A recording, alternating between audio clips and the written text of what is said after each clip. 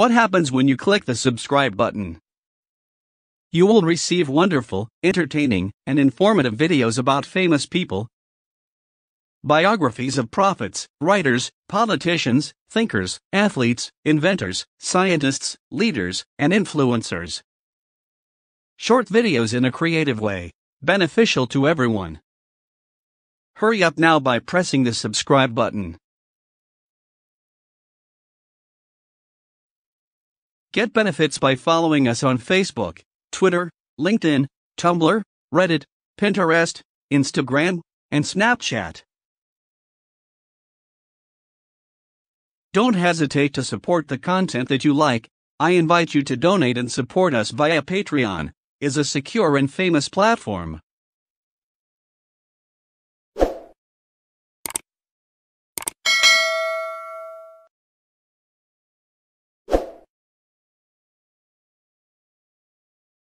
Who was Joseph Stalin?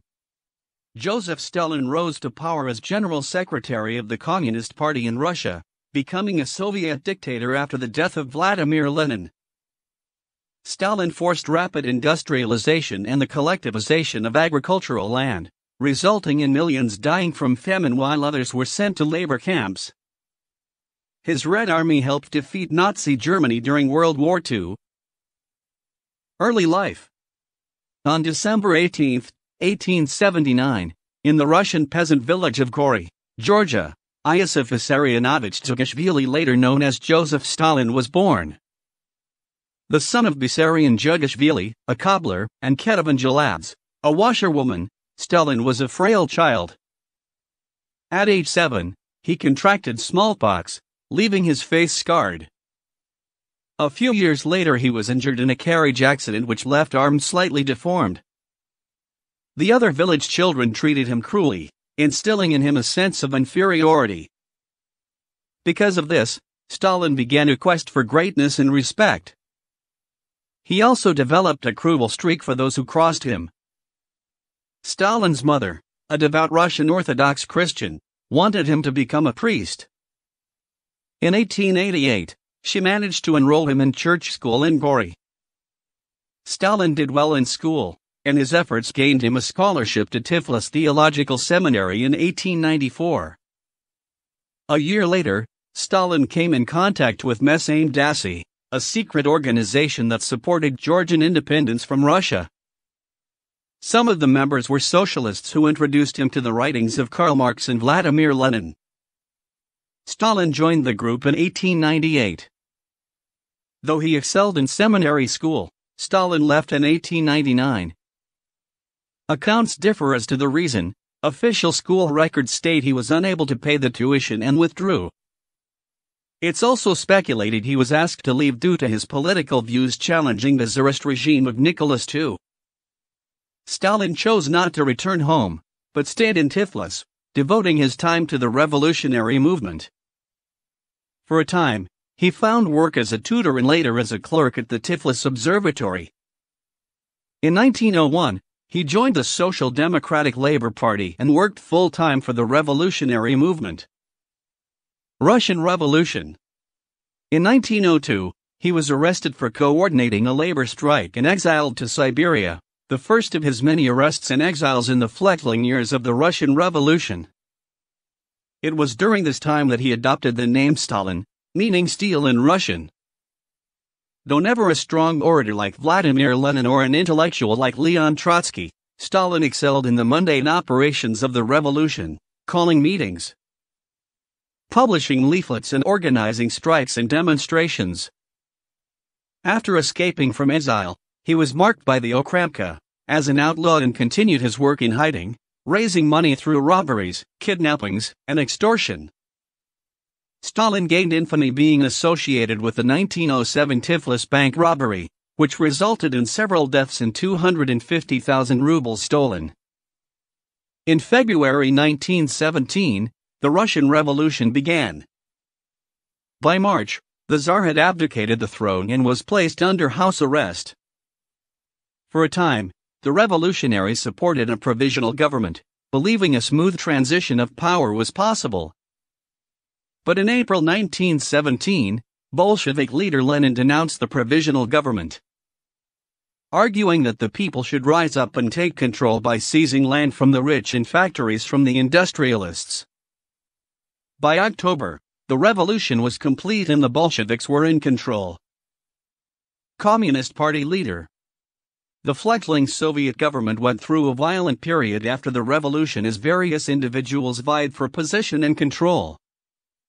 In 1922, Stalin was appointed to the newly created office of General Secretary of the Communist Party.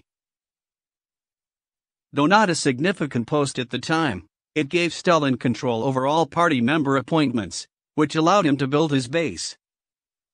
He made shrewd appointments and consolidated his power so that eventually nearly all members of the Central Command owed their position to him. By the time anyone realized what he had done, it was too late. Even Lenin, who was gravely ill, was helpless to regain control from Stalin. Great Purge.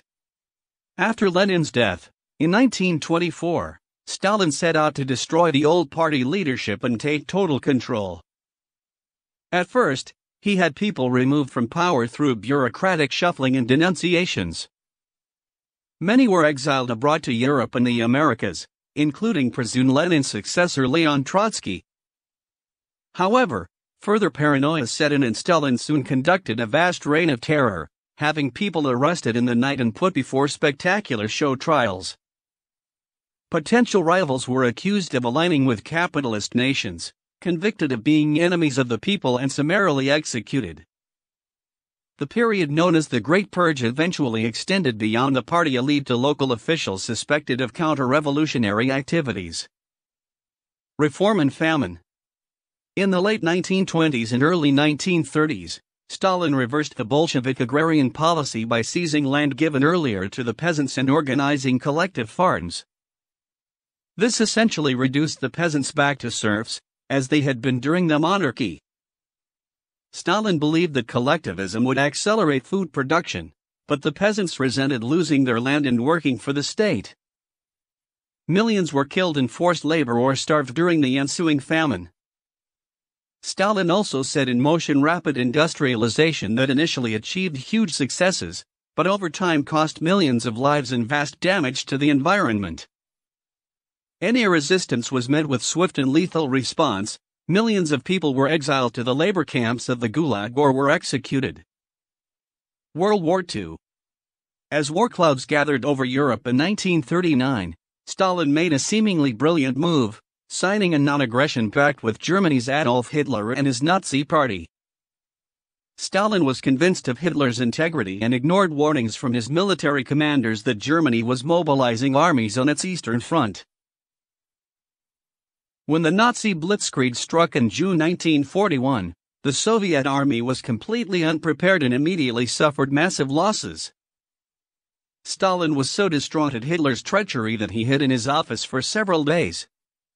By the time Stalin regained his resolve, German armies occupied all of the Ukraine and Belarus, and its artillery surrounded Leningrad. To make matters worse, the purges of the 1930s had depleted the Soviet army and government leadership to the point where both were nearly dysfunctional. After heroic efforts on the part of the Soviet army and the Russian people, the Germans were turned back at the Battle of Stalingrad in 1943. By the next year, the Soviet army was liberating countries in Eastern Europe, even before the Allies had mounted a serious challenge against Hitler at D-Day. Stalin in the West. Stalin had been suspicious of the West since the inception of the Soviet Union, and once the Soviet Union had entered the war, Stalin had demanded the Allies open up a second front against Germany. Both British Prime Minister Winston Churchill and U.S. President Franklin D. Roosevelt argued that such an action would result in heavy casualties. This only deepened Stalin's suspicion of the West, as millions of Russians died.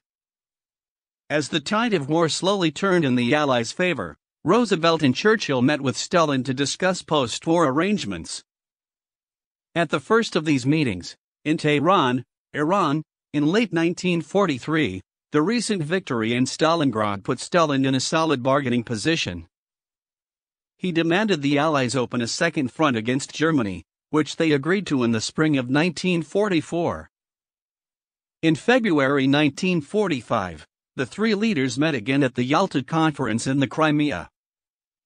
With Soviet troops liberating countries in Eastern Europe, Stalin was again in a strong position and negotiated virtually a free hand in reorganizing their governments. He also agreed to enter the war against Japan once Germany was defeated. The situation changed at the Potsdam Conference in July 1945. Roosevelt died that April and was replaced by President Harry S. Truman. British parliamentary elections had replaced Prime Minister Churchill with Clement Attlee as Britain's chief negotiator. By now, the British and Americans were suspicious of Stalin's intentions and wanted to avoid Soviet involvement in a post-war Japan. The dropping of 2 atomic bombs in August 1945 forced Japan's surrender before the Soviets could mobilize. Stalin and foreign relations. Convinced of the Allies' hostility toward the Soviet Union, Stalin became obsessed with the threat of an invasion from the West. Between 1945 and 1948, he established communist regimes in many Eastern European countries, creating a vast buffer zone between Western Europe and Mother Russia. Western powers interpreted these actions as proof of Stalin's desire to place Europe under communist control, thus formed the North Atlantic Treaty Organization to counter Soviet influence. In 1948, Stalin ordered an economic blockade on the German city of Berlin, in hopes of gaining full control of the city. The Allies responded with a massive Berlin airlift, supplying the city and eventually forcing Stalin to back down. Stalin suffered another foreign policy defeat after he encouraged North Korean Communist leader Kim Il-sung to invade South Korea, believing the United States would not interfere. Earlier, he had ordered the Soviet representative to the United Nations to boycott the Security Council because it refused to accept the newly formed Communist People's Republic of China into the United Nations. When the resolution to support South Korea came to a vote in the Security Council, the Soviet Union was unable to use its veto. How many people did Joseph Stalin kill? It's estimated that Stalin killed as many as 20 million people, directly or indirectly, through famine, forced labor camps, collectivization, and executions. Some scholars have argued that Stalin's record of killings amount to genocide and make him one of history's most ruthless mass murderers. Death. Though his popularity from his successes during World War II was strong, Stalin's health began to deteriorate in the early 1950s. After an assassination plot was uncovered, he ordered the head of the secret police to instigate a new purge of the Communist Party. Before it could be executed, however, Stalin died on March 5, 1953. He left a legacy of death and horror, even as he turned a backward Russia into a world superpower.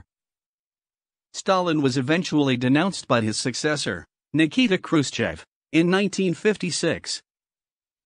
However, he has found a rekindled popularity among many of Russia's young people.